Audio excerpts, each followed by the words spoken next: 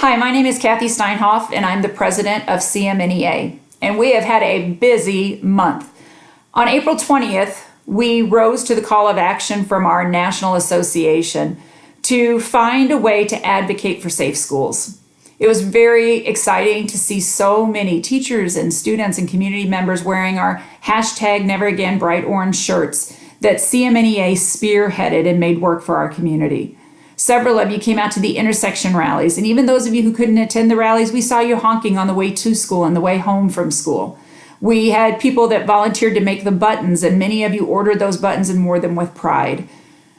I was proud of our association to stand up publicly and demand safe schools for our students.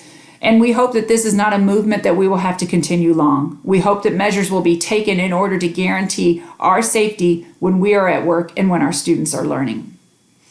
After the 20th, we left that evening, many of us, about 13 of us, to head to the Lake of the Ozarks for the MNEA-RA. And that was an opportunity for us to represent you as we voted on statewide resolutions that our association believes in. Another exciting event during that weekend was the opportunity to meet Lily Eskelsen Garcia, who is our national president.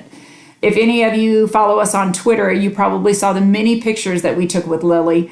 She was an inspiring woman, and I really encourage you to follow her yourself or watch her any opportunity you get. She's often being interviewed on TV, and she's just, we're proud to have her as our association president in the face of NEA.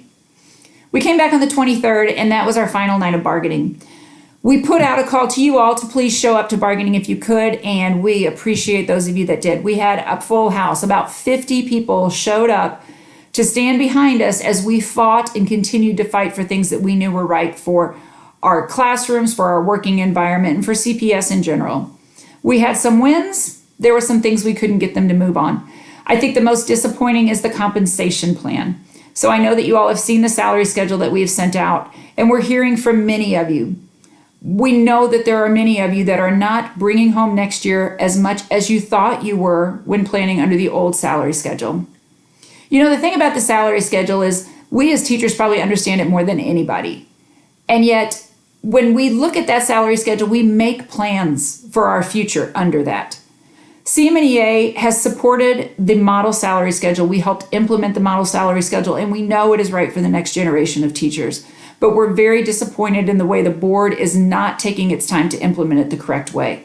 We are seeing things being slashed as people are moved from column to column, and indices are being changed. And all of that was just presented to us for the first time the week before the last day of bargaining.